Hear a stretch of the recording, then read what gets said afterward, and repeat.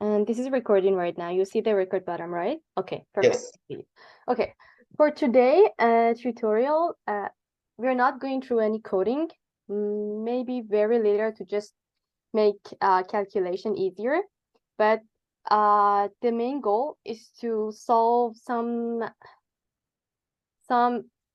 similar question to probably your midterm or all the material that you already have. And the main goal is to have hand calculation to make it a little bit easier for you. So I tried to gather some question from Canaan, from regularization, regression, and decision tree as well. Okay. And there are in an order in the Word file. So starting with Canaan. Okay, so there's a question here. We have two features. X1 is something related to acid durability, and X2 is a string. Based on these two features, these four data are classified as bad and good. We are going to train a KNN model based on these four training data. And we are going to know the prediction for one unknown data that I called it X test. X test have the coordinate of 3 and 7. And we consider K to be 3. I'm not actually very comfortable with this whiteboard, so I prefer to see the question with you and mention something. So I'm going to close it and share my screen. You're now seeing my screen right now? Not yet. Not yet. Okay. It says my screen share is loading. Yeah.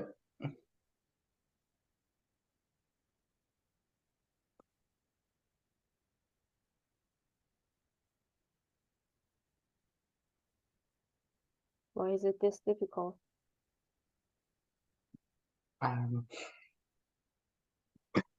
Try canceling and starting it again. Sometimes it's like, Okay. Okay, now I'm seeing now. It's okay right now. Okay, perfect. So there is unseen data, X test. It's 3 and 7. And we are willing to consider 3 points in the neighborhood. So what would be the probability of this point being bad, classified as bad, or classified as good? So for the numerical question, I'm not just going through them and solving them. I want you, at least those of you that are present in this tutorial, to first start with your calculation just for a couple of minutes, and then we can go through and check it together. So I'm not just starting to solve. So please go ahead, give it a shot, and try to find a probability for having a class of that. Okay.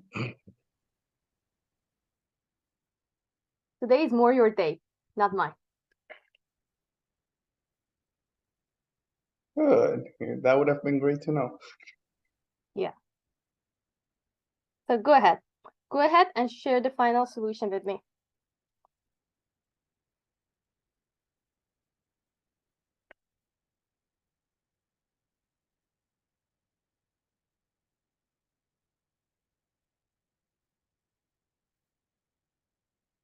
Maybe in the meanwhile, I can ask you some questions like, what is the first step?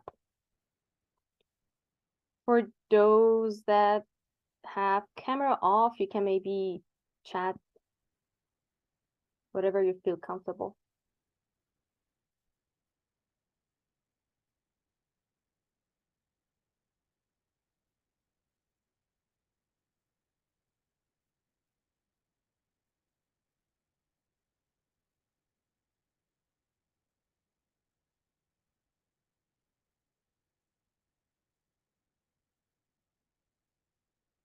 Could also take a pen and paper and just write.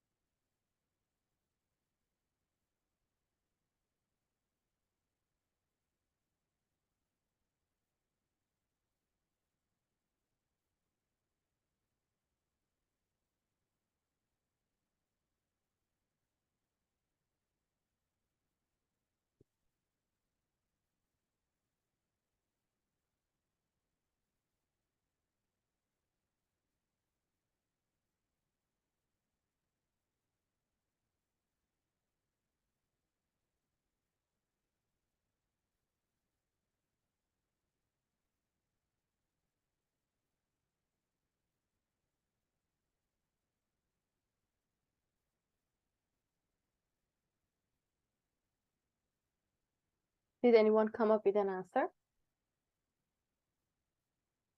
Not yet.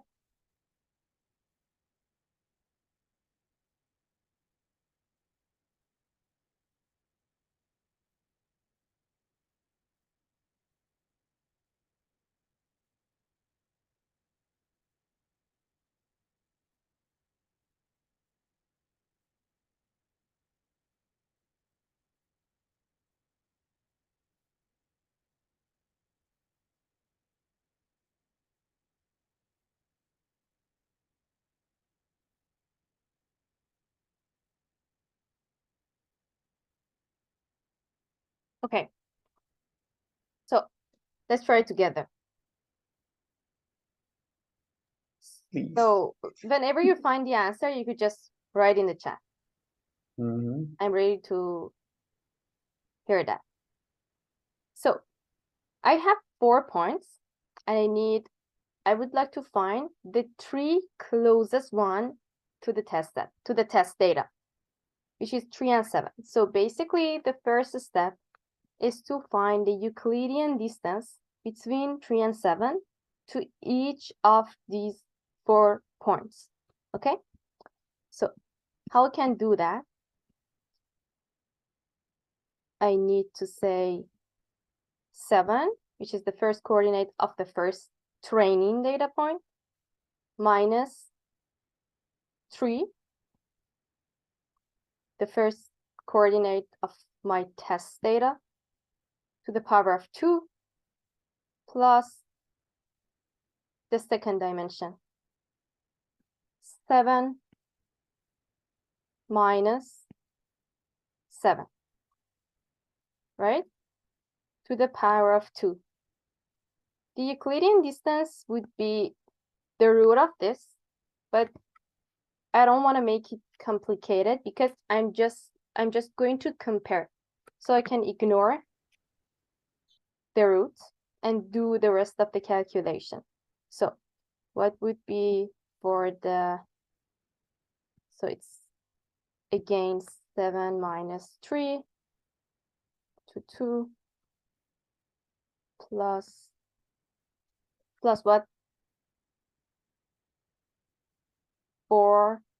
4 minus 7. 7, right? A square. Squared. So this would be the distance from Mm-hmm. tested to the first data point. This for the second data point. Mm-hmm. And so on for Mm-hmm. last 2. So 3 minus 3. 4 minus 7 squared. 4, 7. Like this. And 1, 7.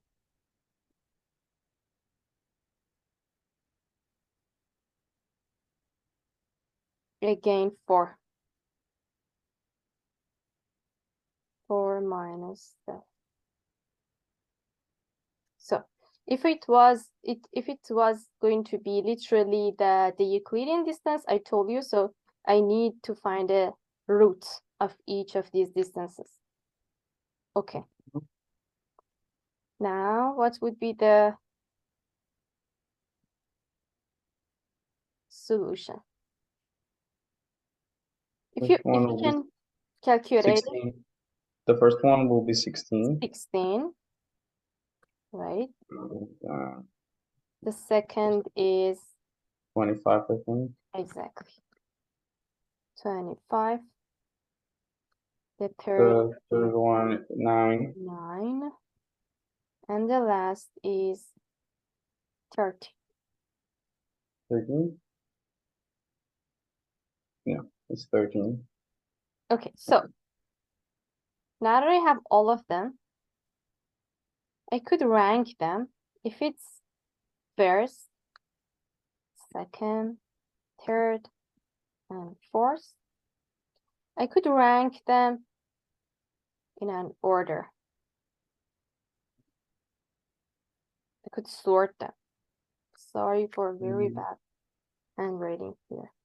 So the closest one is 0.3. After that, I have 0.4. Oh, I'm sorry. I have 0.4. You're right. Then 1 And then 2. and 2. So these three are creating neighbor points to my test data. Okay? So from this, how can I calculate the probability?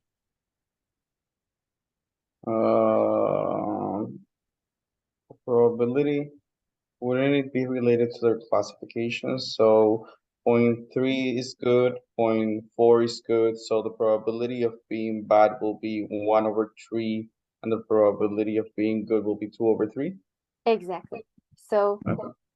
I could say probability of my output equal to good given my test point would be, because among these three, 2 of them has the label good. So it's going to be 2 over 3. Okay. And for probability of being bad,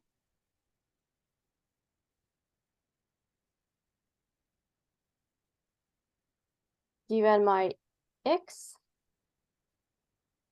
I could say, as this is a 2-class classification, it could be 1 minus 2/3 or 1 2/3. 1/3. Right? Okay. Great. So based on this, we will decide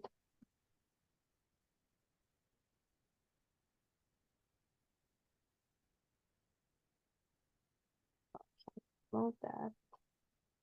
Okay, based on this, we could decide the probability, the label of this point according to the nearest neighbors is good, right? So why I'm telling this is good? Because is there any chance that I could say it's bad? There is a chance you could say it's bad. You could be 1/3, but it's the lesser probability.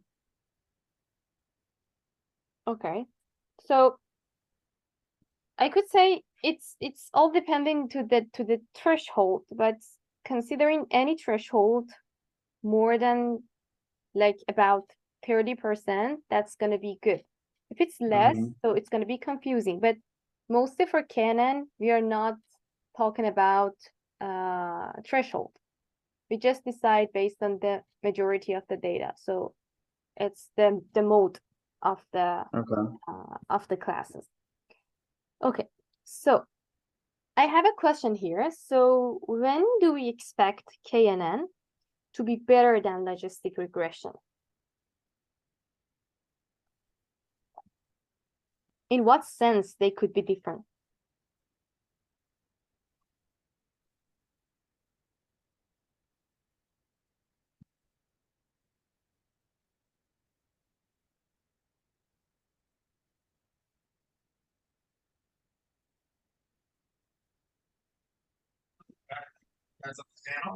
I think if the data is binary data, then it's pretty much makes sense to go for logistic. But if the data is a categorical data, or you're converting a numerical into categorical, data, it is like better to go with KNN. In this sense, they're not that much different because you're right, from the binary things, yes, it has to be logistic regression is a binary classifier, so it's going to divide the data into two different sections like SVM, for example. But KNN could also handle binary cases. So there's nothing in case of being binary, so they could both do something. But there is one aspect that some of them could cover, but the other one couldn't.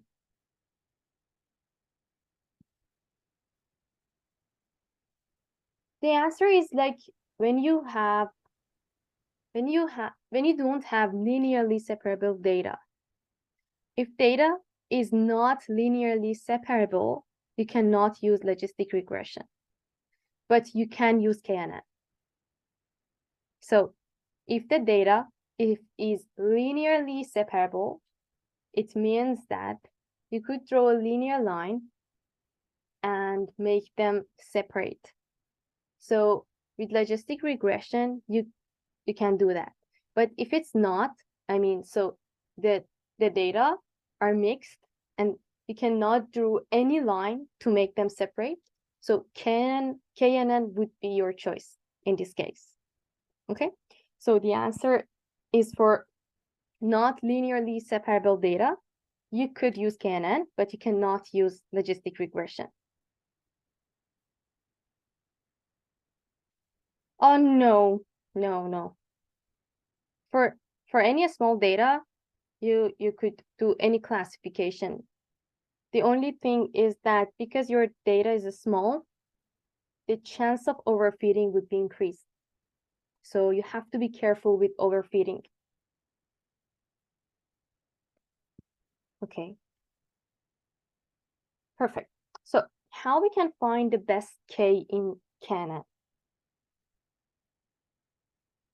This is a question that I really expect one of you to answer.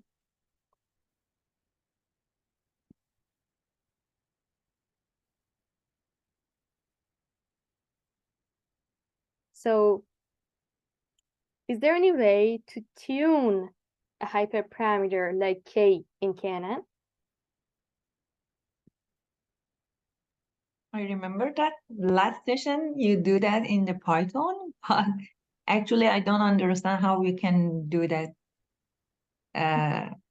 by I meant exactly the same procedure that you mentioned. So whenever you're going to tune a hyperparameter like K in KNN, or like decision tree depth in decision tree, so you need to do that on a validation set, okay? And validate it. You could do that by cross-fold validation or a simple validation. So first, you need to divide the data into training and test if it's a simple validation. And then again, training to training and validation. For different values of K, you need to go ahead and train your model. So for example, if you have 10 values for your K, you need to train your model on the validation set for 10 times. And from that, you need to choose the best K that is associated with the lowest validation error. And with that K, which is the tune K, you could continue applying your model on that test set. So this is the same procedure for any hyperparameter in any model, okay? Sorry, I have a question. Which validation, simple or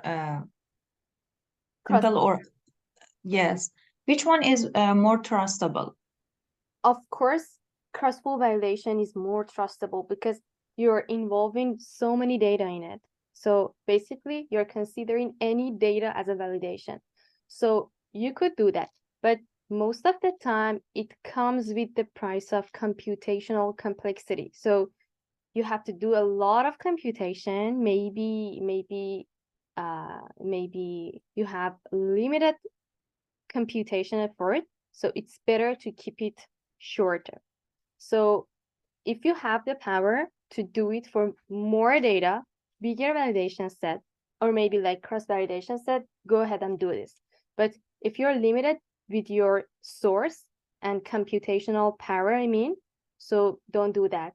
Just make sure you're training your model with a suitable K, for example, not a very like out data K. Okay? Okay, thanks. Okay. The next question is, how is the decision boundary for KNN different from the logistic regression decision boundary? So you remember the decision boundary for KNN in your class lecture. Do you remember that? There was Is a it chart that with some decision boundary data are separated into different clusters. Is it circular, I guess? Circular area. I didn't get you. I mean, I have seen in decision boundaries, in decision tree, they were doing with rectangles, and in KNN they were doing with circular area. I'm not sure it's the right one, you know. No, I can show you. Let me find it on my computer. Where is your where's the Moodle? This is it. This is it. Exactly here. So this is a chart showing the classes of each of the data point. These are training data point trained on a data set with KNN. Okay. And in this chart, you were comparing the impact of the hyperparameter K. So see, these are decision boundaries. If any point lies in this region, like in the orange region, that would have a class, or even in the green, that would be a separate class, and the blue, another class. So they're somehow classified. So you see the decision boundaries here. So decision boundary means if a point lies here, for example, it's going to be blue, but a little bit from this side, it's going to be green. So that's decision boundary. Okay. So for KNN, we can see that decision boundary is nonlinear. Okay. But for logistic regression, decision boundary is a linear line. And do you know how to define the decision boundary in logistic regression? No. Okay, let me show you.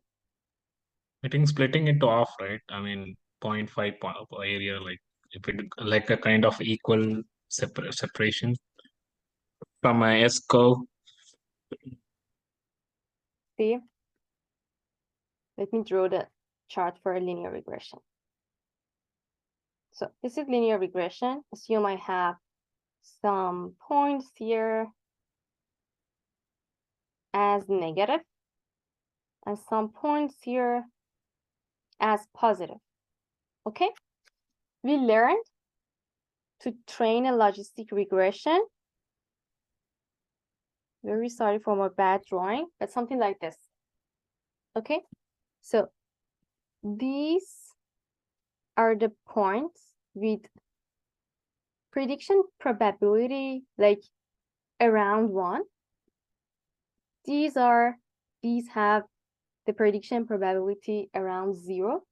So the bigger probability will show us class of 1, and the low probability is associated with class 0.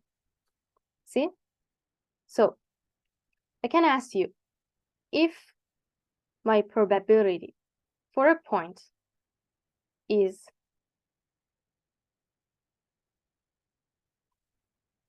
0.9, what would be the class of this line? 1 it is. It's 1, right? So what if it was 0.7? Still it is 1, you know, whichever goes below 0.5, it is 0, I guess. Exactly. So if I reach 0.5, what happened? For 0.5, which could be around here, I cannot make any decision. Okay? So if a point lies here, it could be positive or negative. If it's greater than 0.5, it's definitely positive. Otherwise, it's definitely negative. So this line is forming a decision boundary for me. Okay? So this is the decision boundary for logistic regression. And for logistic regression, as you see, the decision boundary is a linear line. So for KNN, the answer to the question is evident right now. For KNN, decision boundary, as you saw in the chart, in the diagram from your lecture, is nonlinear. But for the logistic regression, is a linear line. Okay?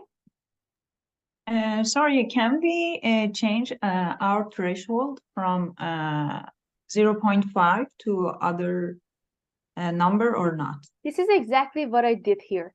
So my threshold could be anything. If I put a threshold, yes, now I get your question. Now I get your question. You're right. So if my threshold is 0.5, this is the line showing the decision boundary. But if it was like 0.6, Okay. so I came with another decision boundary. So my threshold defines my decision boundary line. Okay, I got it.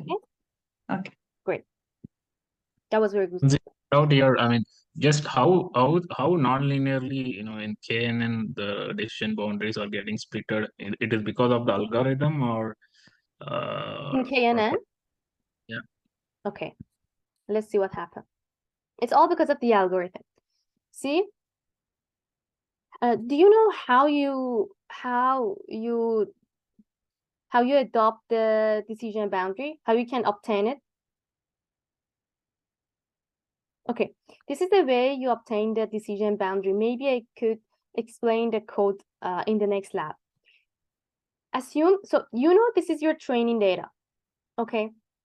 And you know that KNN is a lazy learner. So what does it mean? It means that it only stores training data. It doesn't do anything. So 1 point.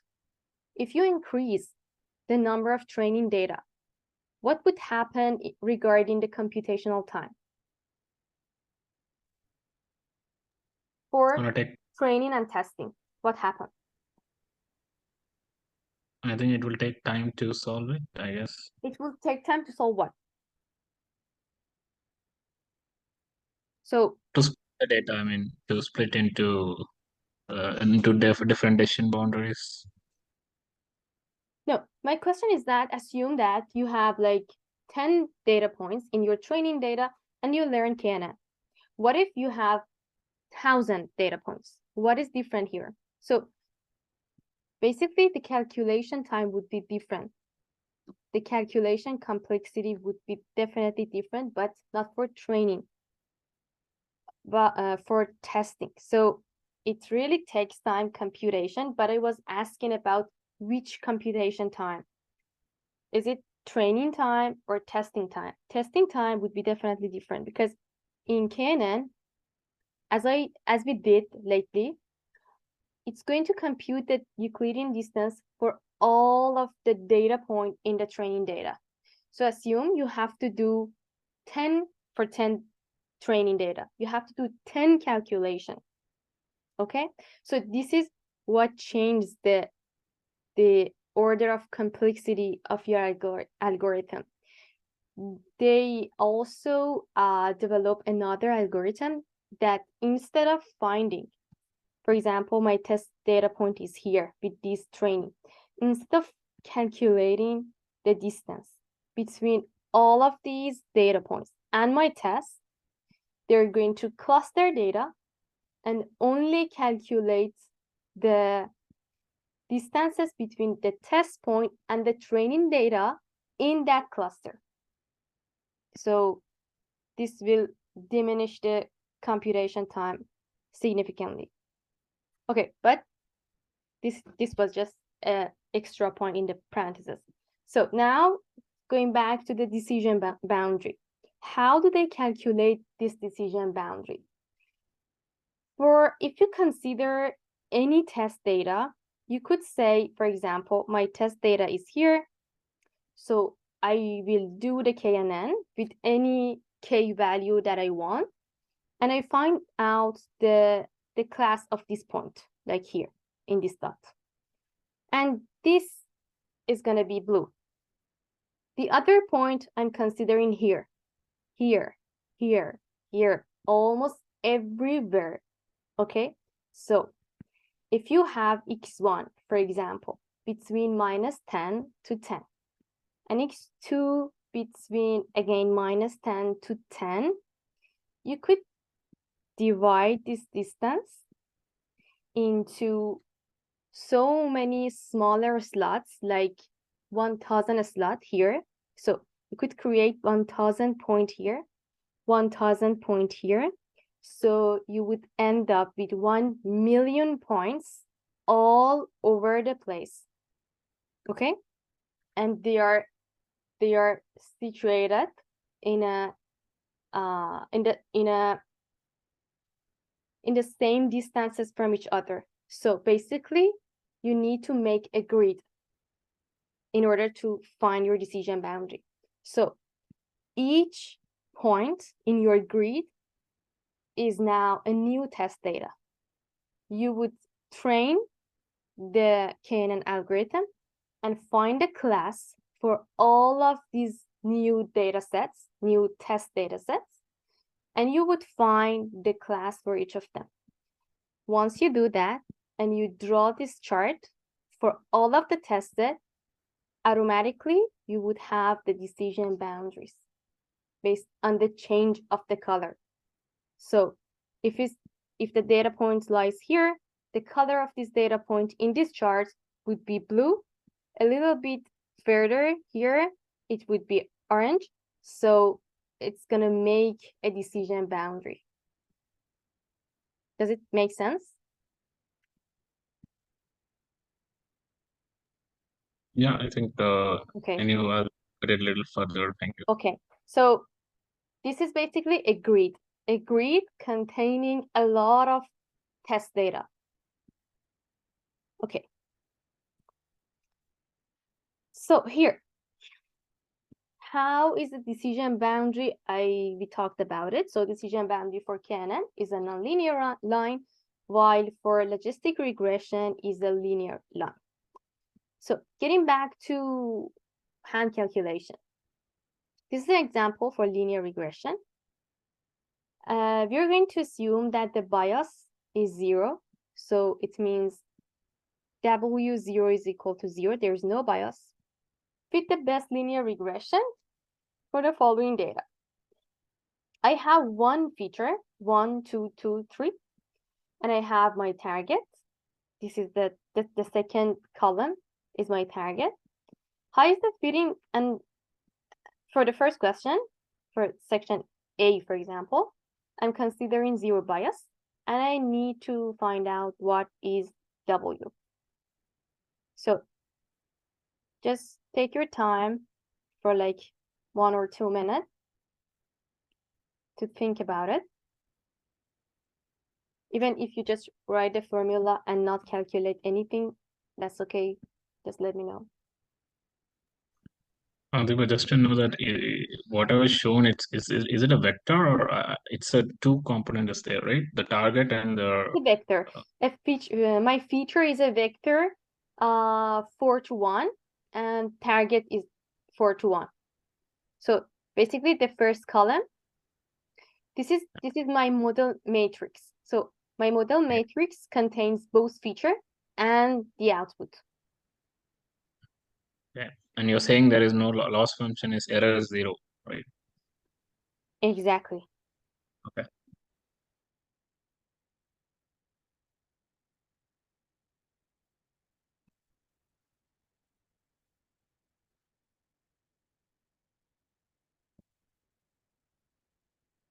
Okay. Maybe a little bit more time.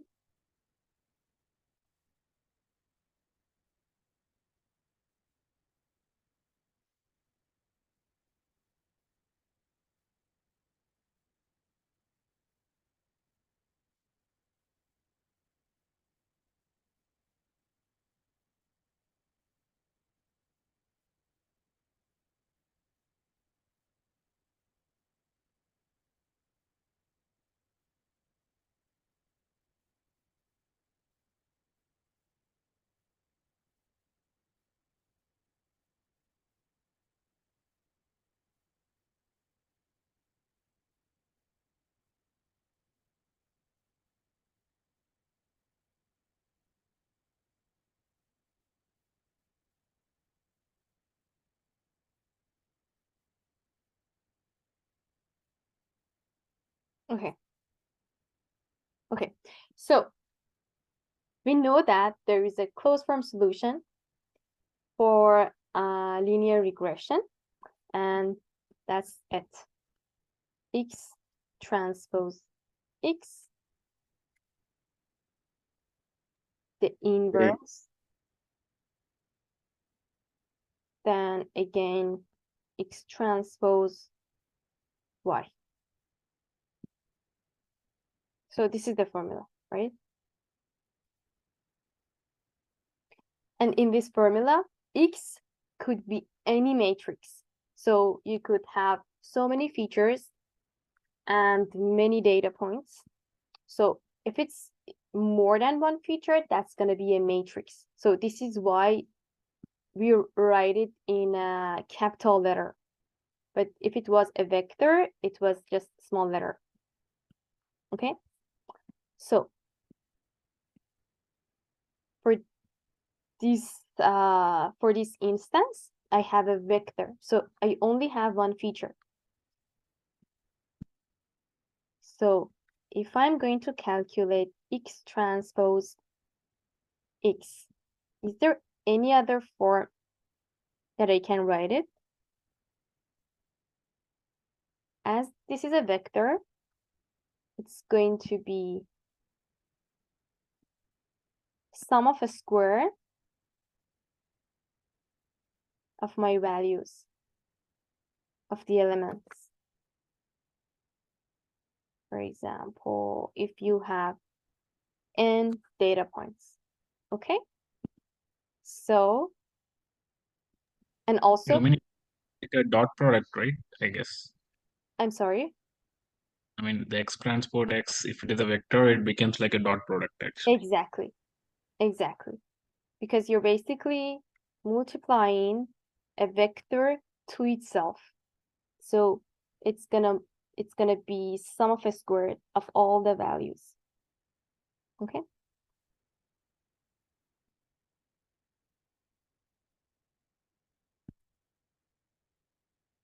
In what other format I could show this?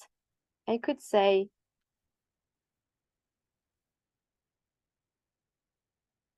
norm 2 to the power of 2. Just for your information. So norm 2 to the power of 2 would be the same as X transpose X and this.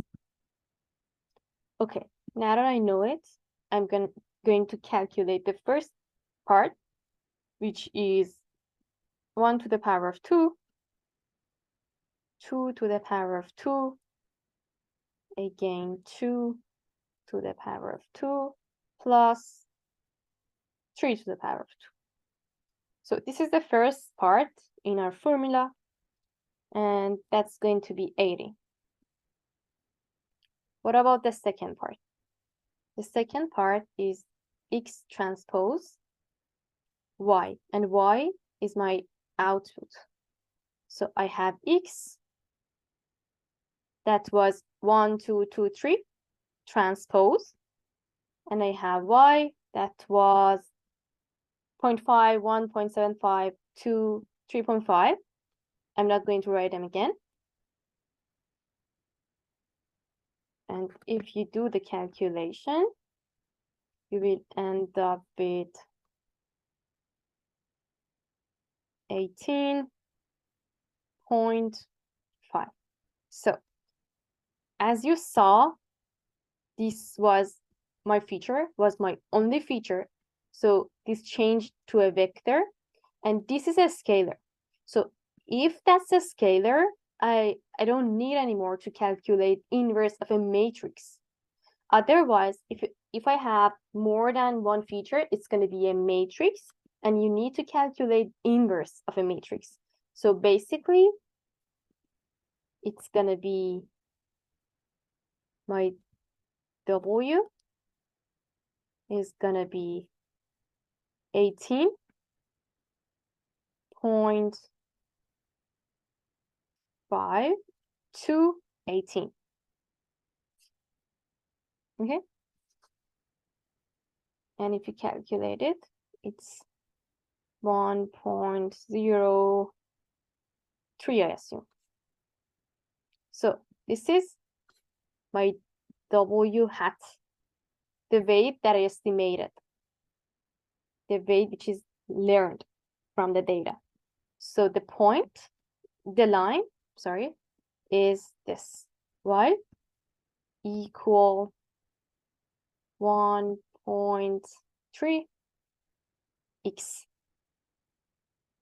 And there's no bias, as we assumed.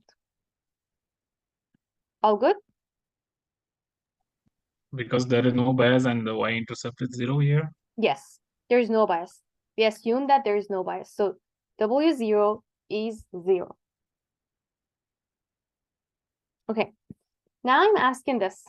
What if there was a bias? What should we do? Wouldn't it be just add the bias in front of formula as a summation? In front of formula where? In here? Yeah, in front of the x or behind the x. So what would be the value for the bias? So first of all, I need to evaluate the value of the bias, right? So Yeah. for doing that, I have the formula, and it's not any different when you have a bias. The only difference is when you're going to calculate it, you need X to be a matrix. You need to consider a column of 1. Exactly. To account for your bias. And that would be your X. You have to train it on this. Okay? Great. And you know that X, again, transpose multiplied by X, getting the inverse, and the rest is the same. Okay. Okay. What is L2 loss for this point? Now that I have the line, which is here, this line, what is the L2 loss for a new data point, which is 3, 3? How to calculate that? So my question, in another word, is how to calculate residual error for this point.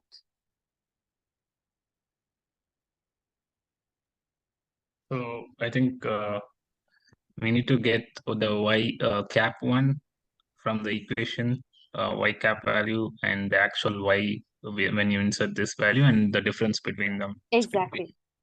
Exactly. So this is L2 loss. So what is this L2 loss? It's y minus y hat, the estimate, to the power of 2 and root, which is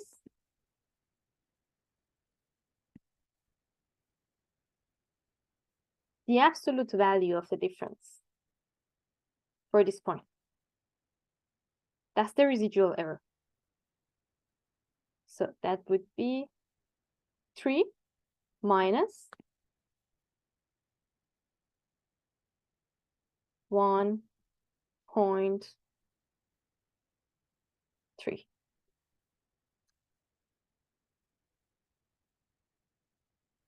Okay. The next question.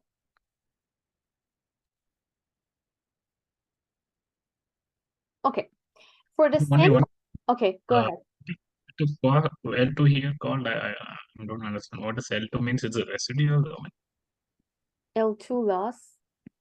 yeah, because we have not come across this during the lecture actually. Okay. L2 loss is sum of a squared is norm 2 loss. So L2 always stand for, or L1, L2 always stand for norm 2. So norm 2 is basically Euclidean distance. This is why I calculate the root, the square, and then take the root. So if you're going to do that for all the data points, it's gonna be yi minus y hat, the power of 2, or you could write it like norm 2, which is L2. And this is in the form of matrix. This is L2, or norm 2. Okay?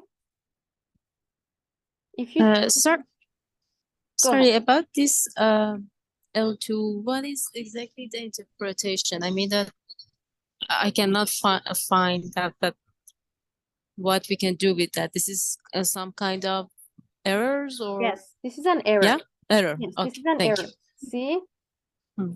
in simple regression, you could see this. If these are, if these are your data points, and this is the fitted line, here, for example, for this point, this is the line. So this is the point in line, and the point in line would be y hat. This is the real value for y. So that's y hat. And the difference between these two here, this is a residual error. This is exactly what we calculate. The absolute value of the difference between true value and the estimated value. Okay, so this is exactly the plots that we actually have in last lab. Yeah, Exactly. the residual plots. Exactly. Thank you. In the residual error, this is the plot that shows you the linear regression, but the residual error shows these values. I see. Only Thank the residual. Okay. And this is how we basically find the closed form solution for the W. Okay, Thank you. no problem. So here is a good question. For the same X1, for the same feature, if there is a second target output, like for example, Y2, how the fitting process will be changed. So I mean, here, this is my model, this is my feature. And instead of having this, I might have like this.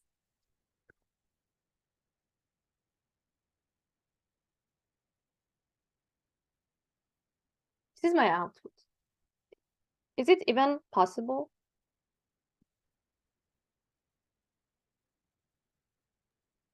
It's become non-linear, I guess. Why? Like kind of y square is equal to x something. No. I told you that this is the general formula. This could be a matrix because it's possible that I have more than one feature, but this one also could be a matrix or not. What happens if it's a matrix? So if it's like this, it means that I have two different outputs, two different sets of output.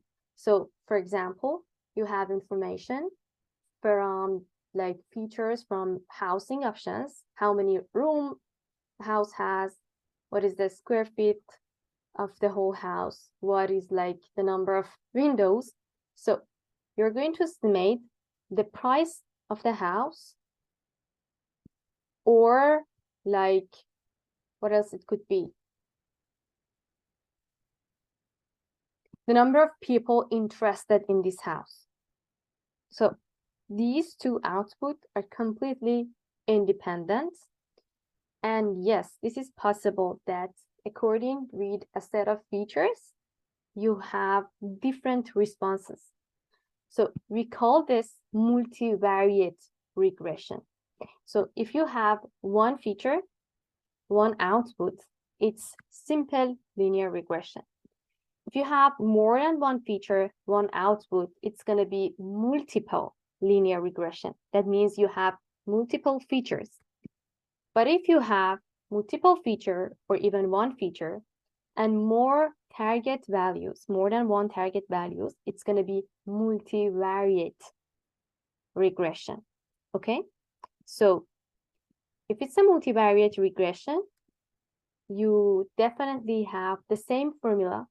Nothing is different unless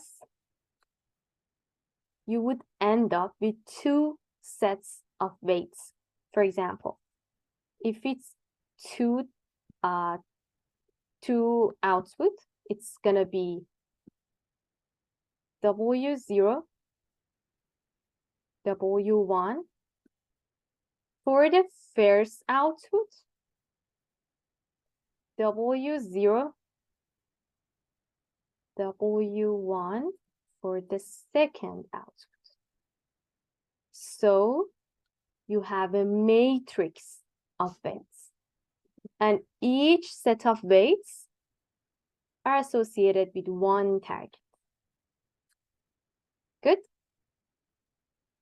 So you train them separately, or you could train them simultaneously.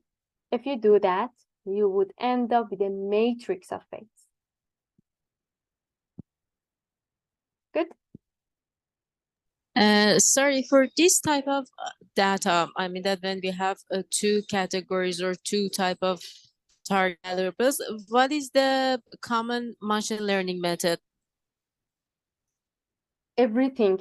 You could do anything basically, because it's just training it's just training them separately. You could do that by a linear regression. Whenever you choose, for example, a linear or logistic or KNN, all those rules apply for this because they are completely separate. I don't want to make you confused, but there is sometimes that these weights are not independent. For example, if you have a categorical output like good, bad,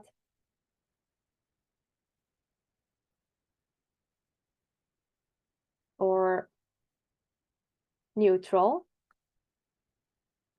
okay, you need to, as we talked about it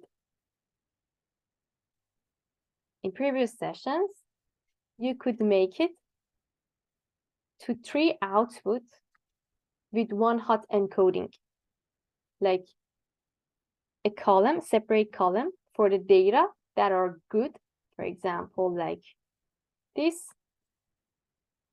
a separate column for the data that are bad, maybe this, and another separate column for the data that are neutral.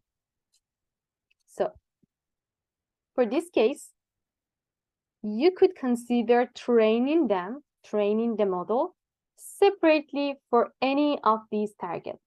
But this is 100% wrong because they are dependent. There is some interaction between these three. So they're not linearly independent. So if this is the case, the model will be different. Okay, like multi-class regression. Multi-class regression could act like this.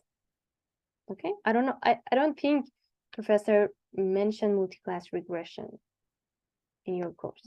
No. No? Okay. So just for your information, just to know just a little bit about it. So if you have separate and independent output variable, you could train them separately. There's nothing mixed in between. But if there are some interaction between these columns, you need to do something else. Okay? Okay, thanks. So this is an example of multivariate regression. Multivariate regression have different sets of weights for each target. And you could train anything. For example, you have a scalar value. It's not classification. So you would go for a linear regression. And that works. That's fine. Okay. So that was my question answered. We have the following model matrix, including 2 features, and we would like to train a KNN model. What should we do first? And I need your answer here.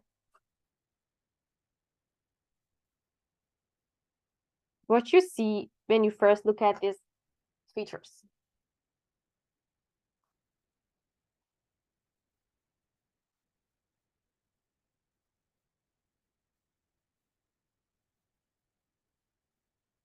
Nothing?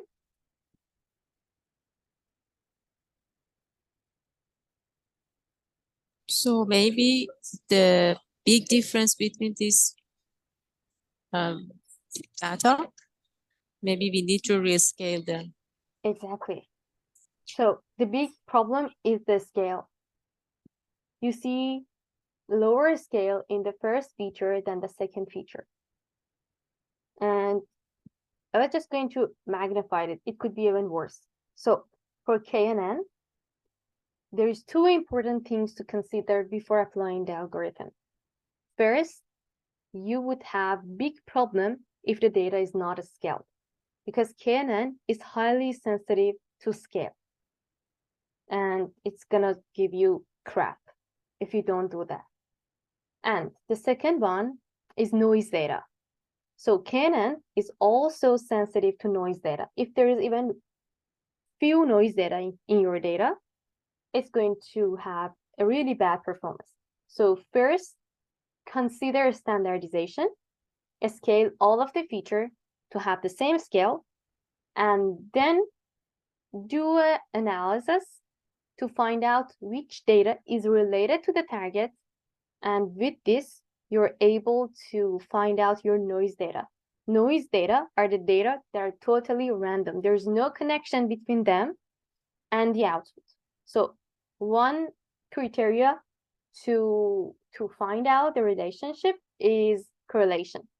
If there is no correlation between the feature and the output, it's by high chance a noise data. So consider noise data and a scaling before doing KNN. So here, it's Here, okay, go ahead. yeah, you said noise. It means you mean to say the outliers, right? I mean, that's the what. No, I don't mean outliers. I mean noise data. Noise data could be a set of data, like a feature, that are totally random. You can even generate it by yourself. Go ahead and create some feature that have a quite acceptable interaction or correlation with the target, and add another column which is just randomly generated. So if it's randomly generated, there is no dependence between this, there's no correlation between this new column and the output. So if it's the case, you would definitely have lower accuracy with your KNN. So it's not outlier. Okay, and the first one you told about scaling. So let us say you are given this data X value, right? So what scaling means, is it like you're gonna magnify the first row as per the second row? I mean, what do you mean by scaling? Let's Yeah. see. I'm going to tell.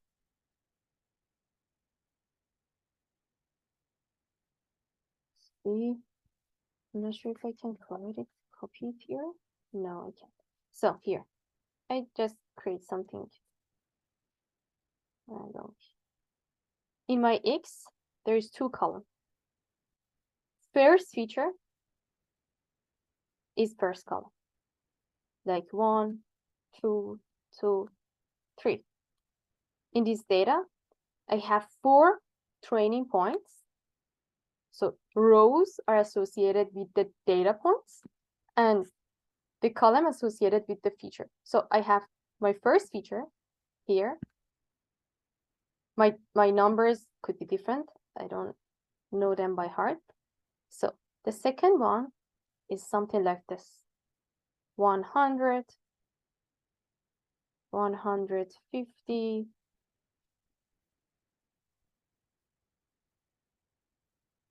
96, and 180.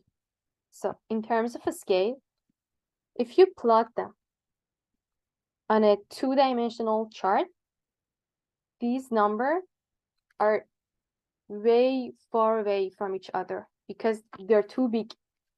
So comparing these two features, these are bigger than this feature. So they're not having the same scale. If you scale your data by, like, for example, standardization, there are also different ways of scaling. One of them, which is very famous, is standardization. If you standardize your data, all your point is gonna center it over 0 and have standard deviation of 1. Okay? So the scale is just between -1 and 1. They match each other.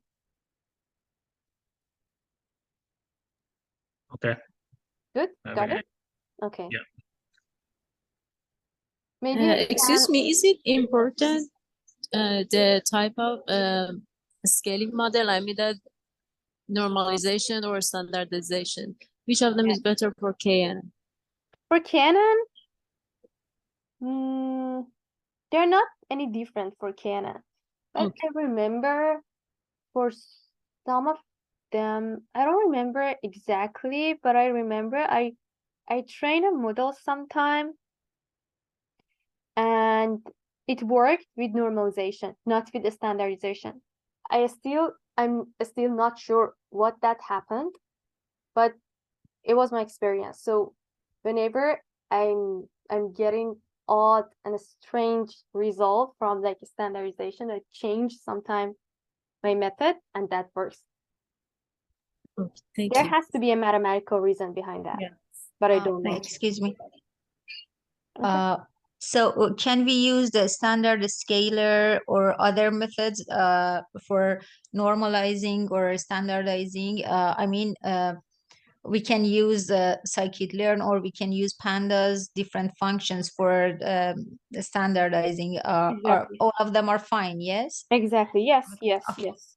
The only point is that you need to do that before doing your training.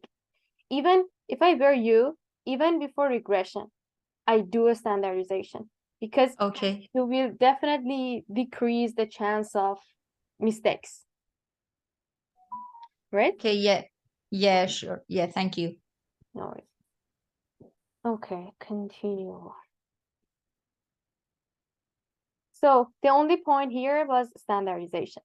Now here I have a question, a proving question, math question. So do you know the solution of this or should I go through it? Maybe you know it from your lectures. If not, just read the question. If not, I can go through that.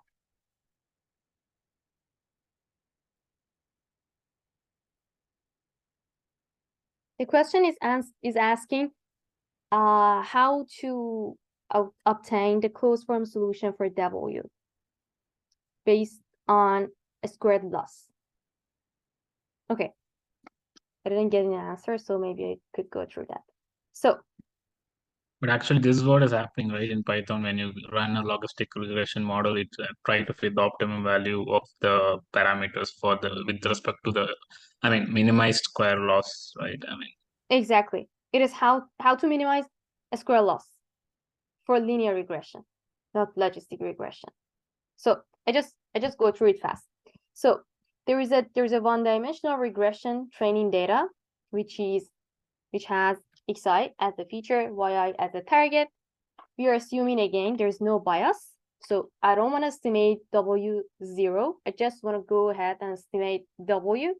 So a squared loss is this, a squared loss, which is the difference between the true value and estimated value, and solve for the optimal value W star. So basically solve for the best value. So what should we do? For any model, we need to find out what is the cost. Oh, it's really bad. What is the cost function? That could be anything according to W. And once you have this cost, you need to take the derivative of this cost based on your weight and put it to 0. Okay, this is the procedure for many training tasks. So what is my cost function based on these W? It's a squared loss. So what is a squared loss? Is 1 to 2 sum of a squared loss, which is this is the true value, and the estimated value. The estimated value, based on what question is asking, is xw. So I have wx to the power of 2, because it's a squared loss. Okay, so I need to take derivative and put it to 0. So what's the derivative? When you're going to make the derivative, 2 is going here, so it's nothing. It's dividing by 2 is 1. The derivative of this function, I think it was called the chain rule. So it is yi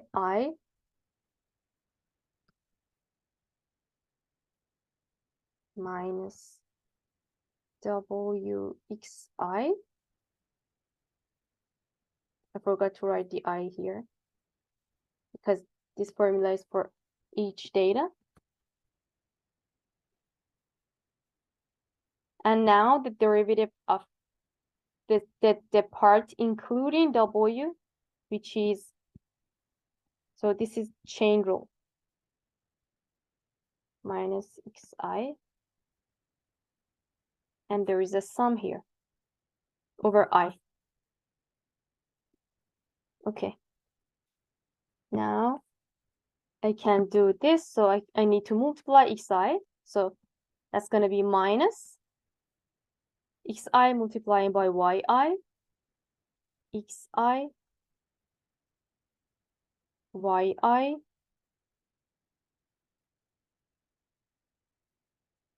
and here I have 2 negatives, so it's plus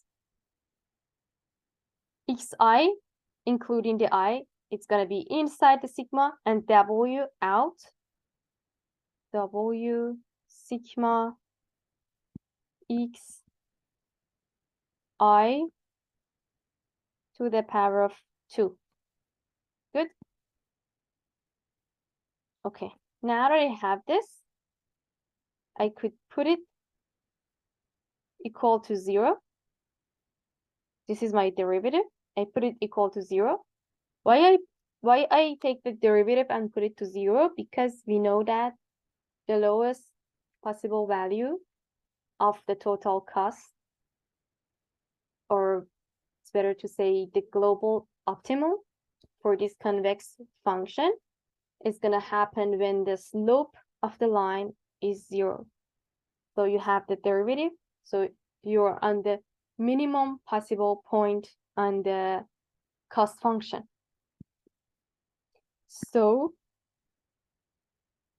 W, it's very ugly, W is equal to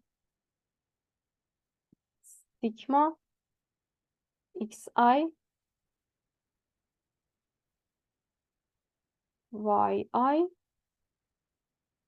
sum over I to sum squared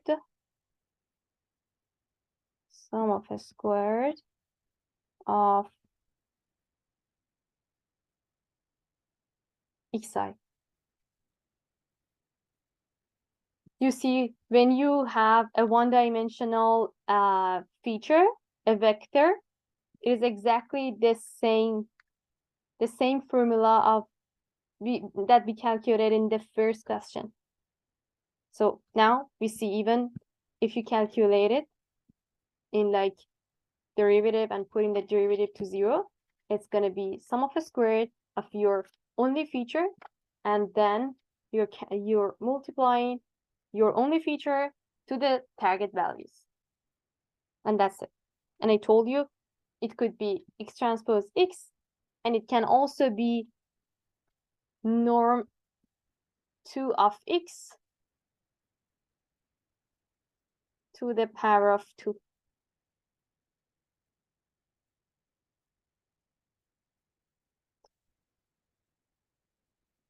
Okay, we're all set here. What is the other question here? Just a small doubt in the top, like Sure. you mean to say the top one, I mean, one dimension means it's a one-dimensional feature you're saying? I mean, Yes. A one-dimension feature is one feature, only one feature, like this. okay, it has like only one X component. So if it is having two component means it's called as two-dimensional regression model? Exactly. Okay. Exactly. So this is one-dimensional feature. I also have it here.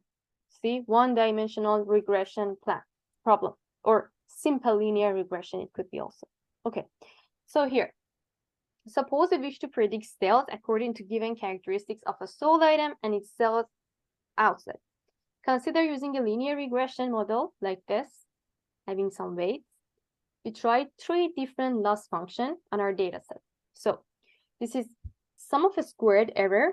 So basically, the cost function is sum of a squared error. The first one have no regularization. The second has lasso regression. You know that lasso regression is L1 regression, and I told you L1 stands for norm 1, and the ridge regression is L2 regression, which is norm 2 regression. So we train a linear regression model for each loss function, which gives us different final weights or variable coefficients. The coefficients for each model are shown in the plots below. So these, you see, these are the features. These different things, which is very small, are features. And the length of the bars show the magnitude of that weight. So these shows the weights of the feature, associated feature. So we have so many features, we train them, we come up with weights, which is shown in these bar plots. Okay, so there is 3 charts. Can you say which plot is associated to which function? It's a very okay. Third one, lasso, actually, because it removed a couple of coefficients. I didn't get. So you're saying that this one is lasso? No, third one. Third one. Okay, good. Why? Removed a couple of coefficients. Okay, great. What about the other two? And the first one is the ridge regression because it has reduced the magnitude of the coefficient. Okay. Exactly. So the second one is no regularization. Yeah. Perfect. You're completely right. So as our friend said, the third one is associated with the lasso regularization. Why? Because lasso is known for its least shrinkage regularization. So it shrinks weights towards zero. So this is why it produces a sparse solution. This is why when they're going to generate a sparse solution with like only a small subset of variables to take non-zero weights, they choose lasso regression. Okay, so as you see, a big portion of variables here have zero weights. So this is done by lasso. But here you see that almost all of the feature have weights, but smaller weights. So it is said that there is a penalty on the weights that should be ridge regression, because it's not lasso, because lasso is sparse. So it's going to be ridge regression. We have a smaller weights, but it's distributed over all of the like features. So all of the feature have weights. So that's ridge regression or regularization. And this one is when you train it without any regularization. So you come up with very big weights. And this is why we end up overfitting. If you have a lot of features and you don't use like regression methods, you would have high overfitting. And I have a question. So high overfitting is associated with low training error or high training error?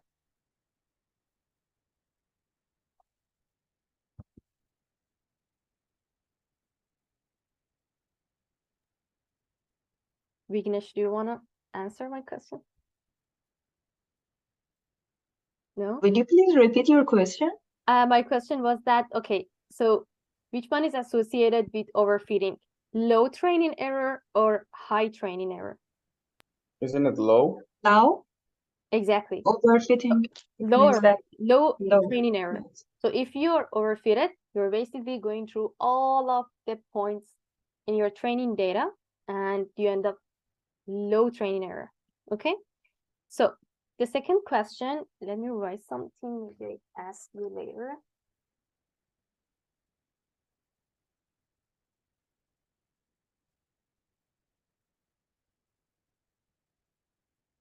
Okay. So the second part is how we can expect the plus to change as we increase lambda. And lambda is the penalty term or regression term.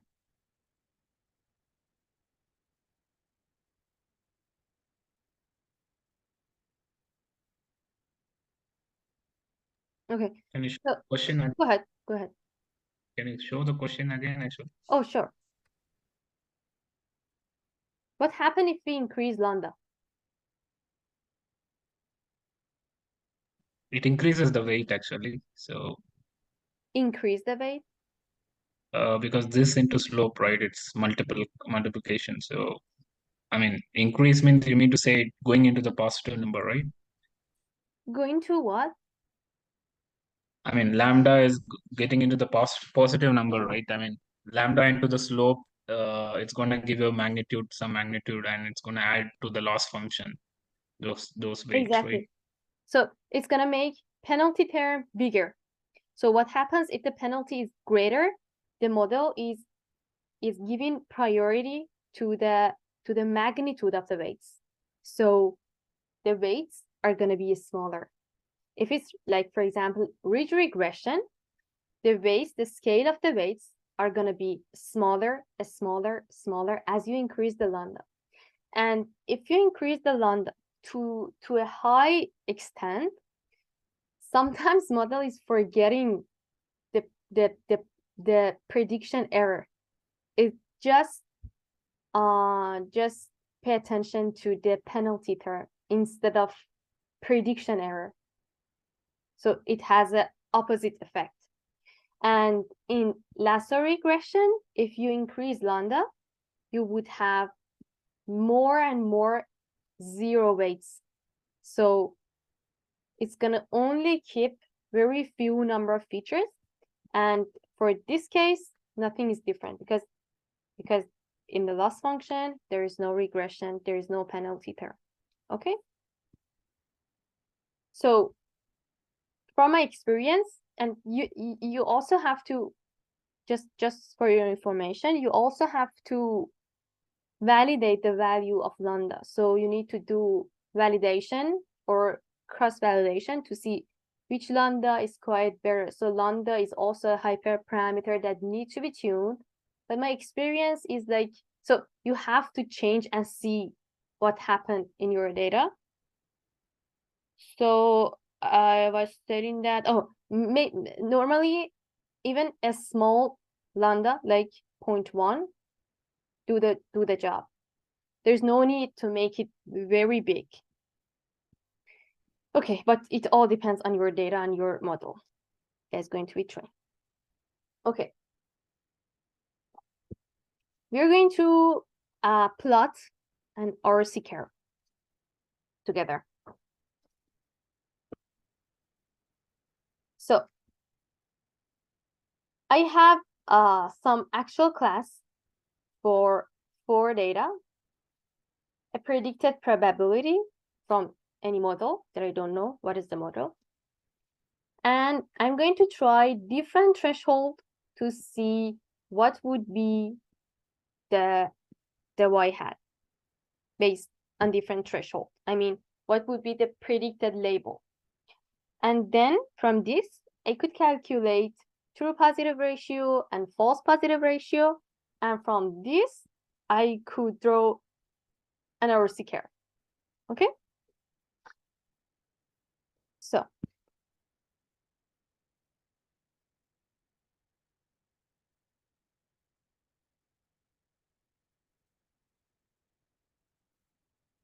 first of all, I'm going to draw the confusion matrix.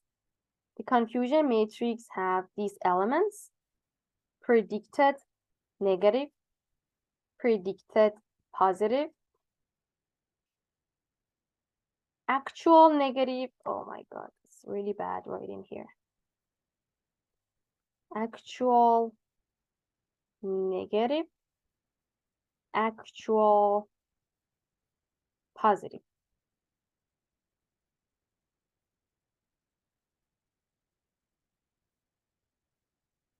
Okay, you know that the perfect model have only these diagonal elements because we would like to have true positive. So true positive lies here because, I'm sorry, true negative. True negative lies here because it is actually negative and it's predicted negative. So it's true negative, and this is what we want.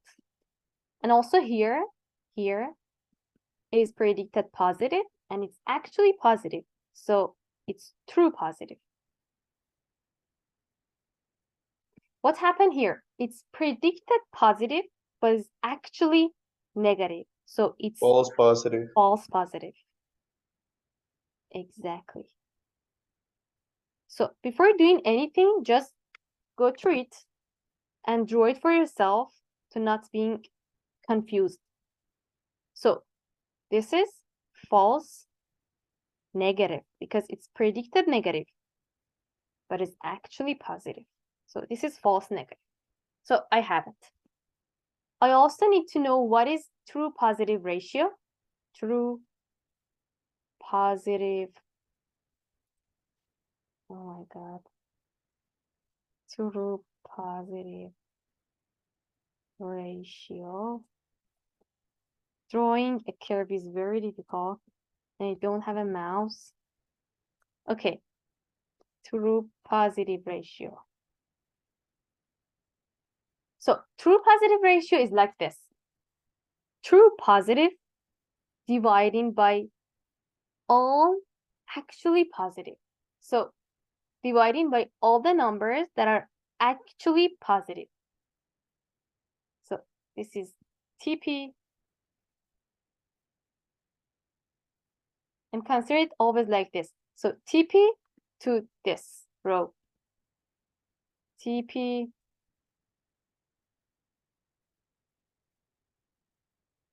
TPFN, false negative.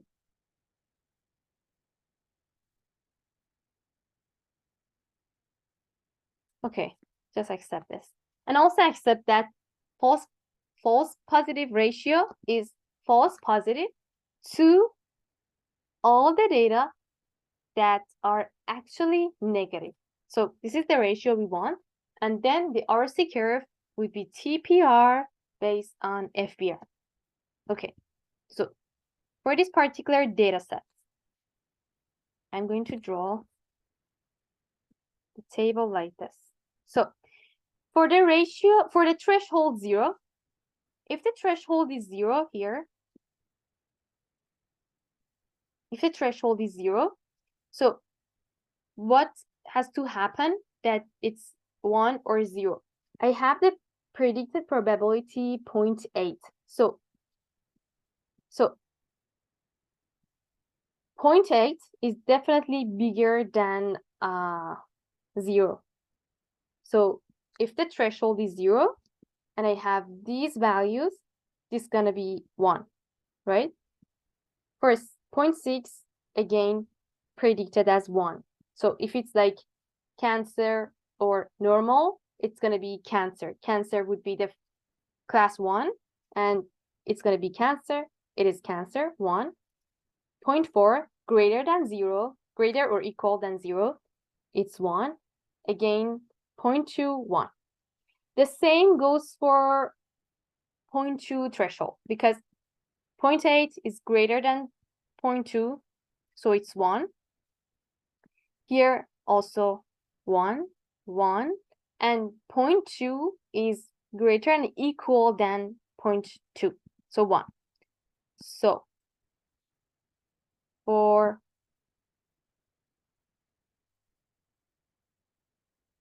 the first one is 1, 1, 1. For the second one is also 1, 1, 1, 1. The second one is 0.2. What about 0.4? Can someone tell me the values for 0.4? The first 3, it would be 1, and the last Exactly. one 0. Okay. And just like the other. So 1, 1, 0, 0, 1, 0, 0, 0, and 0, 0, 0, 0, because it's the threshold 1. Okay. Now I don't have time to write all of them, so I'm just going through it a little bit faster. Okay, so now that I have the threshold, the predicted value for each threshold, I'm ready to calculate the confusion matrix. So for this, what happens? For this, when I know the actual value, actual label, the actual label is 1011, and I have predicted all of them as 1. So I have 4 predicted positive, but going here. So I have 4 predicted positive. Oh, it's a mess. Assume it's predicted positive. It's not 2 birds. So it's 2.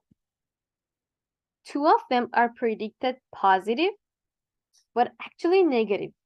So this is false positive. And 2 of them are predicted positive, but actually positive. So this is true positive. But I didn't predicted anything negative here. So this column, all 0. So how to calculate FPR and TPR? This is TPR, for example. So it's 2 plus 0.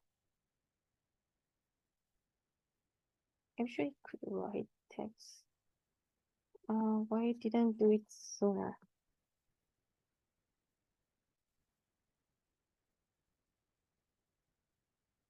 Okay. It's 2 plus 0. Here, I have again 2.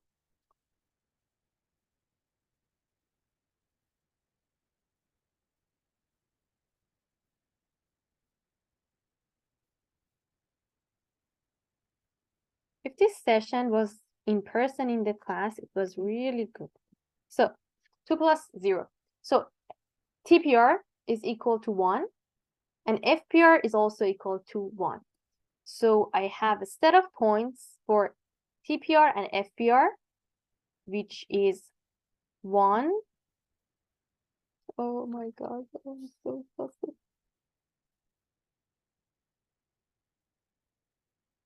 Maybe it's better to write in Word. Okay, so TPR is 1, FPR is 1. So I came up with this point for my RC curve because I have FPR as my first axis and TPR my second axis, so it's 1, 1. Okay. How about for the second column? For the second column, we still have all value predicted as 1. So that's going to be the same point.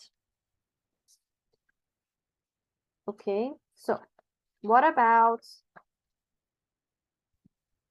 400? 0.4. So in 0.4, I have, if it's a table. Okay, for 0.4, how many predicted positive I have? I have 3 predicted positive because it was 1, 1, 1, and 0 here. So 3 predicted positive, right? Among all these 3 ones that lies here, 2 of them are correct. So I have 2 true positive. So I can write it here. But 1 of them is false. So the sum of this column is all the ones that I have. 2 of them are true positive, 1 is false positive. How about the negative ones? I have 1 negative value, 1 negative label, which is this one, the last one. But is it the true negative or false negative? Any answer? True negative? For 0.4. It's true negative, right? Yeah, the last one is true. Exactly. So it's true negative. So I have here 0. Good. So now I can calculate TPR. What is TPR? This dividing by this. What about FPR? 1 dividing by 1 by 1. Good. So it's 1. This one is 0.5.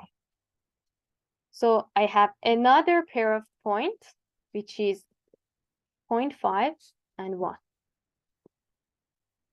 FPR is my first axis. How about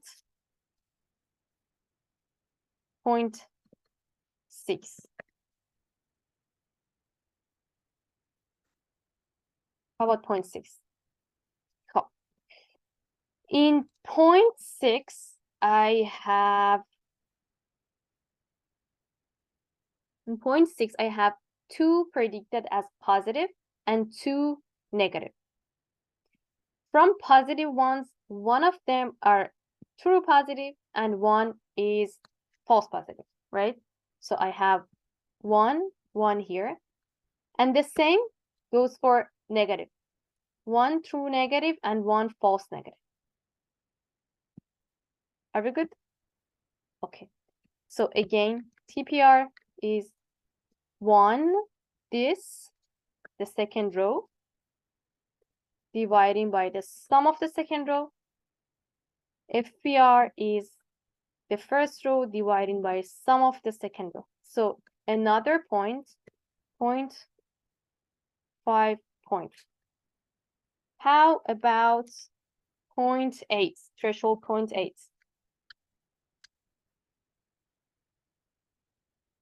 In 0.8, I have only one predicted positive here. Only one predicted positive in point A, which is here. And it's actually positive. So it's predicted correctly. So it's true positive. And I have false positive 0.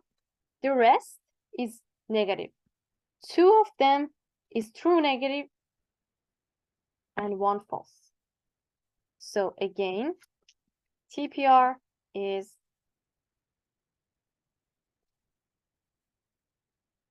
TPR is 1 dividing by 1 plus 1. FPR is 0 dividing by 0 plus 2. So I came up with 0.5, right? Okay. And the last one, which is 1, I have predicted all of them as 0. So if all of them are 0, so all of them are predicted as negative. I know that. Among all these 4, 2 is negative actually, and 2 is positive. So I have 2 false negative, 2 true negative, 0 predicted positive. False, either true. So again, TPR is 0 dividing by 0 plus 2. FPR is 0 dividing by 0 plus 2. So I have another point, 0, 0. Okay, we are done. We calculated all the points for our RC curve. Now we are ready to plot the curve. So this is my 2-dimensional, and this would be true positive ratio as my like my y-axis. This is FPR, like my f-axis. The first point, what is this? I don't know what is this. Highlight. Rectangle, maybe that works.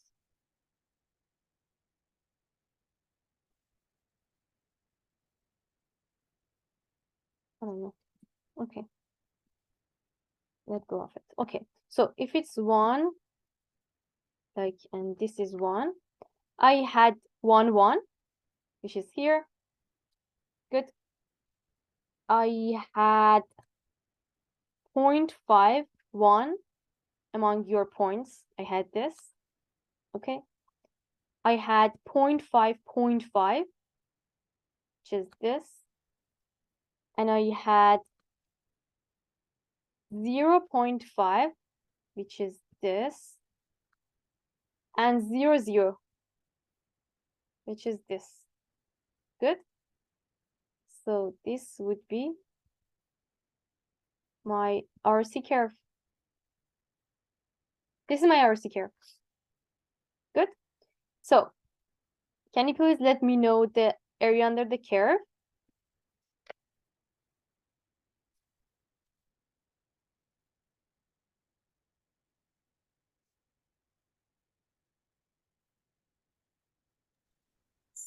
It would be 1.25. I didn't get you. 1.25. Do you mean that the area? 1.25, You mean the area? the area under the curve, which is this. So we know that the area under the curve, or AUC,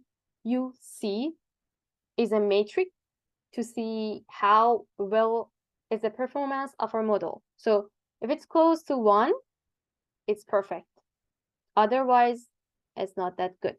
So the area under this, for this instance, is simple because I have a big triangle here with area of like mean. I say mean in Persian. Okay, 0.5 I think it's is 0.5. 0.75. Exactly. And to a smaller rectangle. So the AUC is 0.75. Okay. I hope I can finish all of them. I have still so many questions. I didn't expect it's going to take this long. Okay. Maybe we can stay for like 5 or 10 more minutes to see how long we could continue. So what is the leave out cross validation? Have you ever heard of leave one out cross validation? No.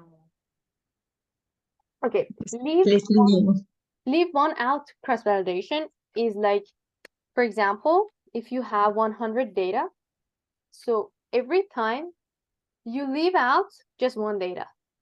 So your training set include 99 points and the test is 1 point every time. So how many times you train the model?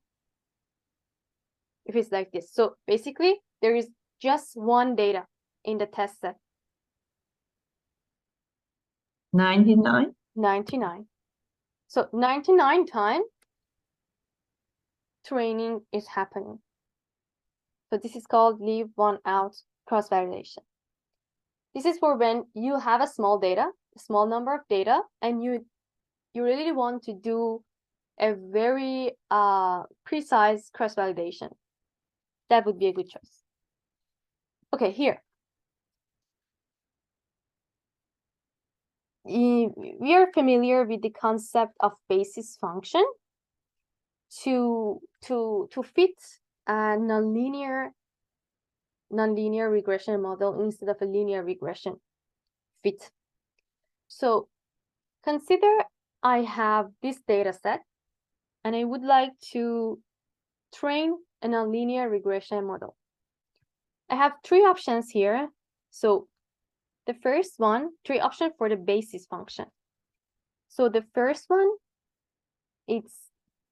what is the first one? What is the result if I use this basis function?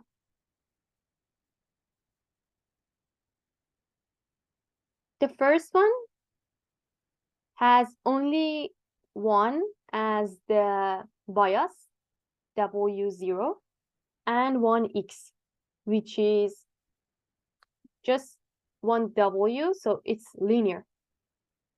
So basically, the first basis end up with a simple linear function.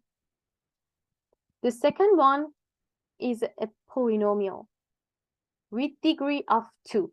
So I have the weight for the bias for degree 1 and for degree 2. Okay, so it's a polynomial. It's a quadratic function. And for the third one, it's a polynomial with degree 4, but there is no x3. So I have only weights for bias for x, which is W1. There is no x2 and no x3 and only x4. Okay, so this is my basis function. The question is asking, assume this basis function, if you have this data point, find a setting of W that correctly classifies the data point. Okay, so I have a one-dimensional feature. I could write it like this.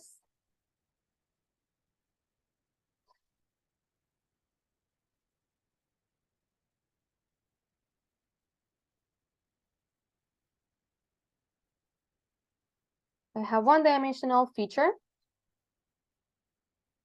that's -5, 0, and 5. 1, -1, and 1 is my target or output. So the first and last is 1. I can see that as like positive class, and the middle is negative class. So I have -5 that could be here, and +5 that could be here, only on this axis because it's one-dimensional feature. And the third, where is the third? The third is 0. So that's negative here. Okay, so based on this basis function, the first one was linear, the second quadratic, and the fourth polynomial with degree 4. Which one could classify this data correctly? And if it can, what would be the W? I'm going to ask you, just think a little bit about it. It's very simple, not that complicated.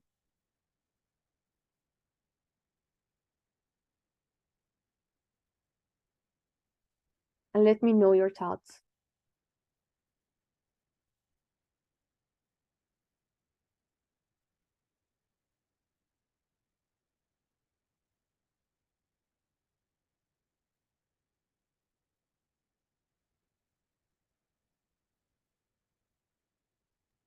So I'm not sure, but I think maybe the second one.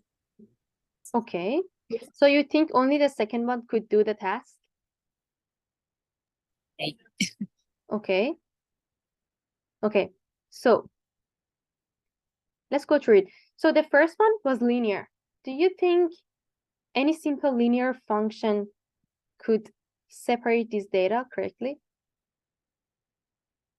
Or it's better to say, is this set of data linearly separable? Yeah, How? So could you please show me the line? you just put the line y is equal to 0. I mean, center. No, it's my mistake. So these points are actually on the line because it's 0. It's 0, 0, it's 0, 5, and 0 minus 5. So they're all on the line. Okay, it's a kind of dimensional points. Okay. Yes, I just put it a little bit higher because I couldn't draw a negative on the line. So the answer is still yes or no? I think no. No, because there is no way you could separate these 3 points linearly. Any line would end up misclassification. Okay? And we want a perfect fit. Perfect fit means no misclassification. Okay? So the answer to the first one is it's not possible to have this basis and have a good fit. How about the second one? The quadratic function. So for the quadratic, if I could something like this, if it's -1 here,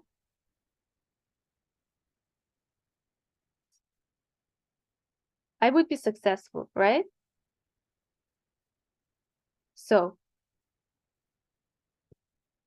what is the estimate of my points for this function?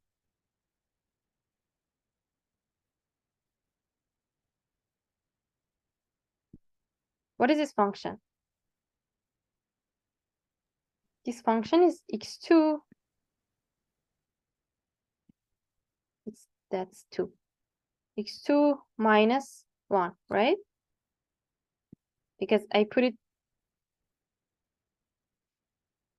like here. So for the intercept or the bias, I need -1 as my weights.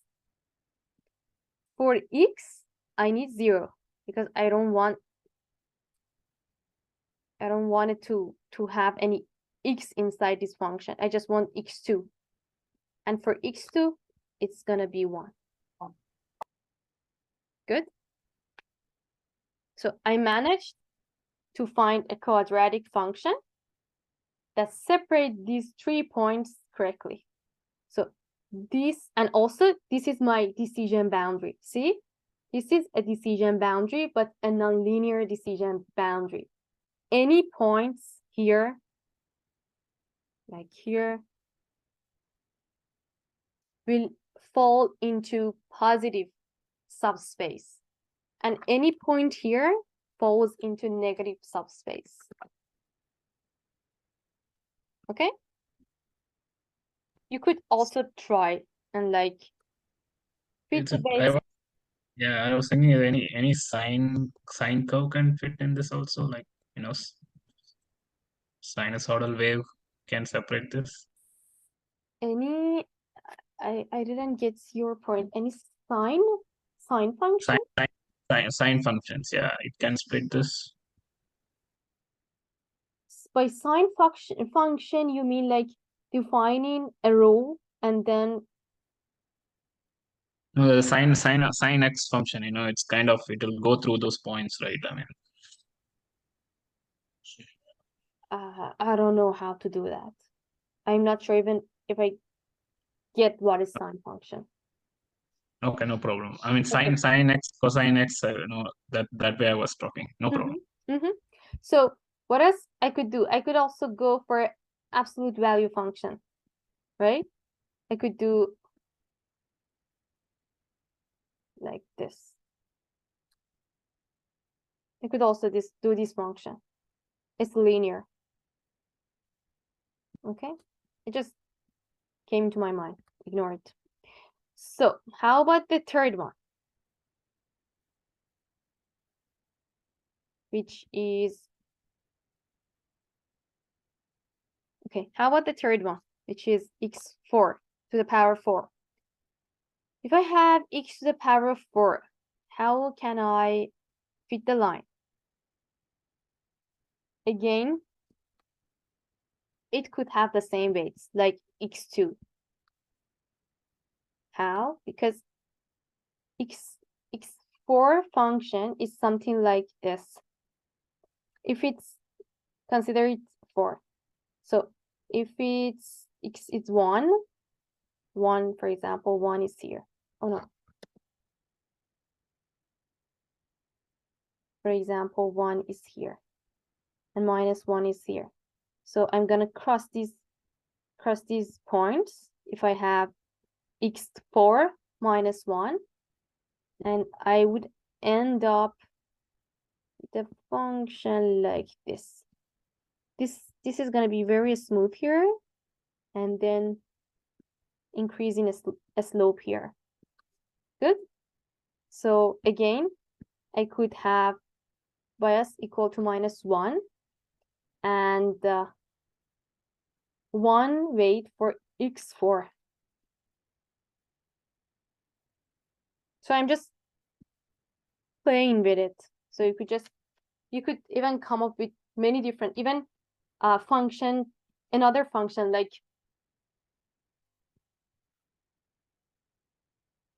I can think of like cosinus of x. It also works. So the point is that sometimes you have not linearly separable data points, and you're forced to use basis function to fit a nonlinear model. Okay.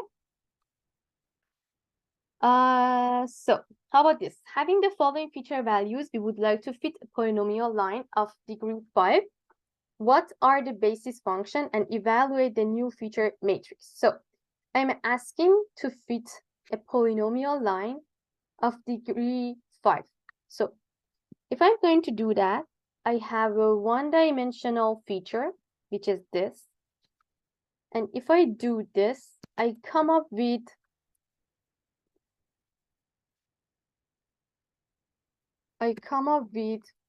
new sets of features. If I consider a bias, I would need a column of 1 to represent my bias, right? So this is my initial feature, and I need, so it's W0 associated with W0 plus X W1 plus X2 W2 plus X to the power of 3 W3 until I have X to the power of 5. I'm sorry, X to the power of 5 W5.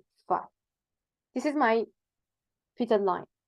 So I need one associated with my bias, initial feature, and then what would it be? So for W2, I need a squared. It's 1, it's 4, 4, and 9, right? I continue. 1,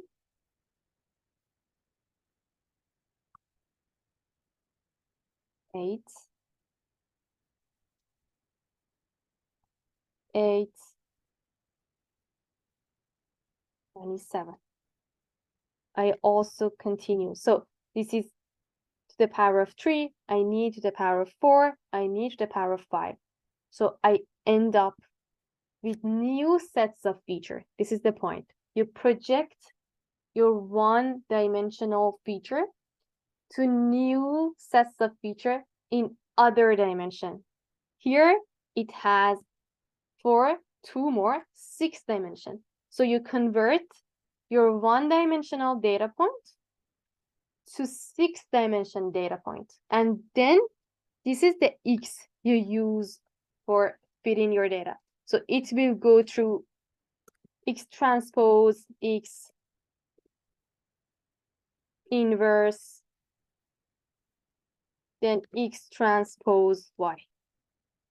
You put this here as your new X, okay, with new features.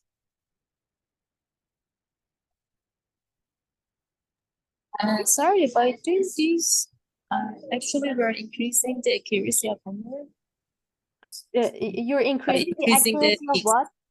model.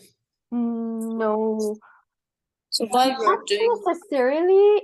It's fair to say you're increasing the complexity of model, because instead of fitting a simple linear regression that could be away from your true values. So if it's away, so you would end up with low accuracy. So you're right. Sometimes it's needed to increase your complexity to get better accuracy, because you need a better fitted line. So instead of, like, if you use, for example, a sigmoid function, 10 basis sigmoid function, or 10 basis exponential function. So you're making your fits a lot more complex. So sometimes its complexity is not good, because you end up overfitting. Your model is too complex, so you're generating a lot of feature, a lot of weights. All of them will gain value. All of them are non-zero. So yes, you have better training accuracy, but sometimes lower test accuracy, because it's very close to your training data. So you need to be careful with complexity of your model. I see. Good? Yes. Thank you. Okay, great. So I will continue up to this. I don't know if I can end this question. Maybe I just discuss this and leave you to go, because it's already 8:07. But it's very important to do that in home. If you have any problem solving this question, just let me know. I could send you the solution of this question. Just it's because it's a little bit more difficult.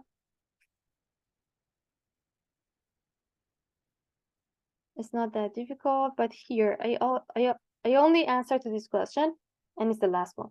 Okay. We have trained a logistic regression like this. You know the logistic regression is going to fit a sigmoid function, and a sigmoid function has this format. So it's basically 1 dividing by 1 plus exponential of minus a. And what is a? A is the linear line. Okay, so this is your linear fitted line. So, and the result is gonna be in between 1 and 0, because it's actually a probability for two classification, if it's class 1 or if it's class 0. Okay, so we talked about this. The decision boundary in logistic regression is a linear line. And how we could define that? We could just do this. So we know the estimated probability. We could simply put it equal to the threshold. If the threshold is 0.5, that's going to be this. So if the threshold is 0.5, 1 plus E of A, it's going to be equal to 2. So E minus exponential of minus A is equal to 1. If I take a log from both sides, it's going to be this. We know log 1 is equal to 0, and this is equal to minus A. And this is equal to minus A, because it's the power of E. So minus A equal to 0. So A equal to 0. So this is how you define your decision boundary. So what is this in this case? So inside the parentheses, it's minus A. So your decision boundary equation is this. Minus 2x1 minus 4x1 equal to 0. This is your decision boundary. This is x2. Right?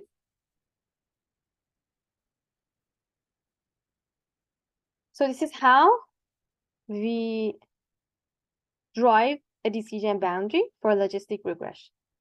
Let me just answer this question too, and that's all. So here is telling that we have fitted a logistic regression, and we calculated the estimated probability for a given x, for an x. It's 0.7. So what is this? This is y hat. This is y hat. The estimated probability, it's equal to 0.7. It's asking about the logit. What is the logit for x? How to calculate the log, and what is the logit? Logit is the A itself. So if you want to calculate the A, you need to do this. Log of y hat dividing by 1 minus y hat. So this is it. Log of 0.7 dividing by 0.3. And that is your logit. And we call this logit function. This is the logit function. Okay? So you could convert A within a sigmoid function to have probability, and through logit function, you could convert probability to the linear estimation, which is A. Okay, let me go through the other questions. Maybe if you still have. Sorry, I have a question. Go ahead. We use logic function for what? This is for what? Use logit function. Just a function. I mean that what's the how we can use it? How What is you the how you could use logit function? yeah why here? Why it's important, right? Yeah. Because sigmoid function is itself like a basis function. So you are willing to fit a linear regression. It's better to say you have linear coefficients. So if you have linear coefficients, you have like W0 plus W1 x1 plus W2 x2. So you're interested in finding these weights, okay? But having this interpretation, you cannot achieve a probability between 1 and 0. So it's better to convert your data using a sigmoid function, which is this, and change your linear interpretation to a nonlinear that gives you 1 and 0. So sometimes if you predict and if you know your weights, so you could have your like y hat, but sometimes it's the opposite. You know the probability of having a certain class, but you're not sure about the value of the fitted line because you know the points, but you do not know the weights. Just look at it from the last to beginning. So sometimes you need to know this value, and for knowing this value, when you have the data but you don't have the weight, in order to know this value, it's better to convert it to the first point you were. Okay, I see. I hope I could explain it Yeah, it's good. clearly. Okay, so I'm not going through this because it takes more time, but maybe just only this and it's done. I'm sorry for taking a lot of your time. Okay, so assume that you're using cross-validation to choose the penalty parameter lambda. This is what I told you. So lambda is a hyperparameter that need to be trained, like in a validation setting. So here it's asking about a cross-validation in L2 regulars linear regression. As the number of training sample increases, we expect that the value of lambda chosen by cross-validation becomes larger. Is it correct or not? Very interesting question. So it's saying that what happens if the number of training sample increases? If the number of training sample increases, does it means that the value of lambda choosing by cross-validation becomes larger? Does it become larger or smaller?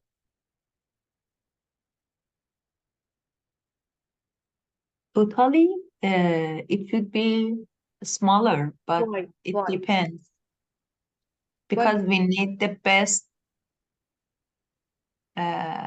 line to minimize the error and penalty. So totally, we should have the smaller. No? You're right. It should be smaller, but the justification is not right. Okay. There is a penalty term. What is the aim of the penalty in regression, in regularization? We do the regularization to avoid overfitting. We saw that in that chart, in this question, there were charts, because we had numerous features. Sometimes number of features are too high, so sometimes it's even greater than number of data samples, so we end up overfitting. So we put the regularization to avoid overfitting, okay? And if lambda is greater, we have less overfitting probably, because it's going to penalize the the greater weights. Okay, so what happened if we increase the training sample? If we increase the training sample, we have a lot more data. So if we have a lot more data, the chance of overfitting is decreased. You know, so there is less chance of overfitting.